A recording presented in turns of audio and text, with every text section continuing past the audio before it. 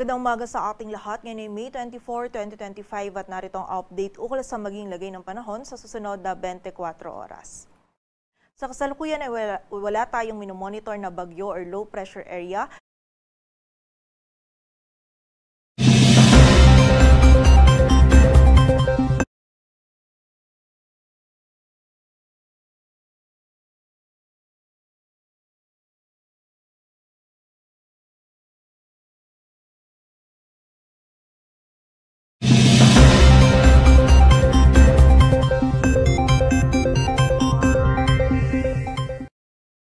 Magandang umaga sa ating lahat. Ngayon ay May 24, 2025 at narito ang update ukol sa maging lagay ng panahon sa susunod na 24 oras.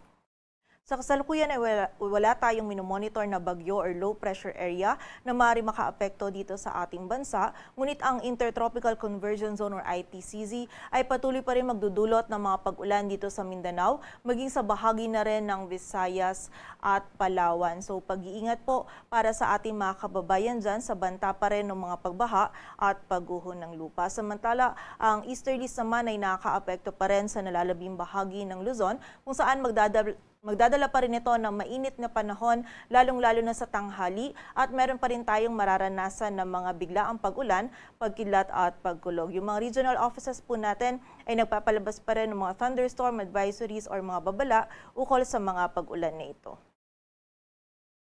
At para nga sa maging lagay ng panahon ngayong araw ng Sabado, dito sa buong bahagi ng Luzon maliban na lang sa area ng Palawan, ay makakaranas pa rin tayo ng bahagyang maulap hanggang sa maulap na kalangitan.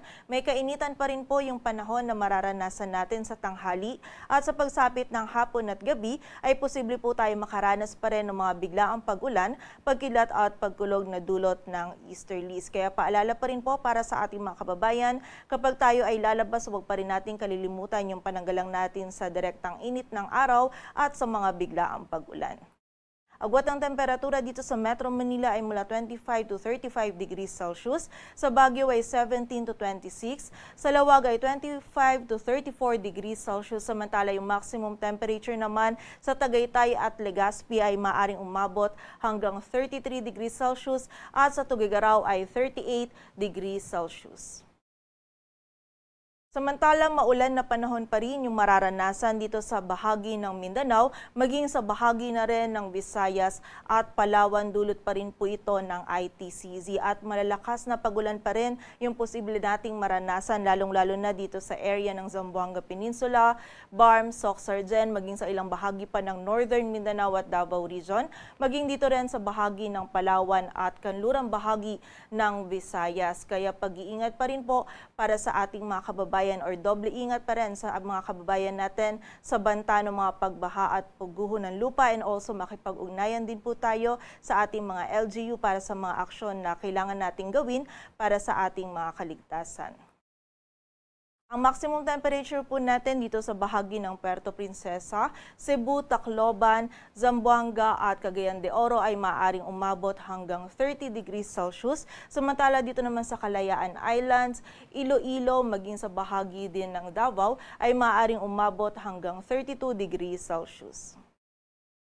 At para naman sa ating heat index or yung damang init, dito sa Metro Manila yung forecast heat index natin ay maaaring umabot hanggang 40 degrees Celsius at 45 degrees Celsius naman sa bahagi ng Cagayan, Ilocos Norte at Pangasinan. And may kita nga po natin dito sa ating heat index forecast map na malaking area pa rin ng Luzon yung posible pong makaranas ngayong araw ng heat index na maaaring umabot sa danger level, partikular na po yan dito sa ilang areas sa Ilocos Region, Cagayan Valley, Central Luzon, maging sa ilang bahagi din ng Calabarzon, Mimaropa at sa area din po ng Bicol Region. So muli po, pag-iingat pa rin para sa ating mga kababayan hanggat maaari limitahan pa rin po natin yung ating mga outdoor activities at kung hindi naman maiiwasan ay from time to time magpahinga po tayo and ugaliin din po natin yung pag-inom ng tubig upang maiwasan po natin yung panganib na maaring idulot ng init ng panahon sa ating kalusugan.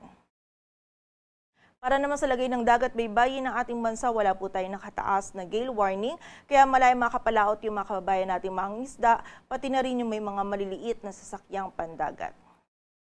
Dito sa Metro Manila, ang araw ay sisikat mamayang 5:27 ng umaga at lulubog mamayang 6:19 ng hapon. Patuloy po tayo magantabay sa updates na ipapalabas ng Pag-asa at para sa mas kumpletong impormasyon, bisitahin ang aming website pag-asa.dost.gov.ph. At yan po muna ang latest dito sa Weather Forecasting Center ng Pag-asa.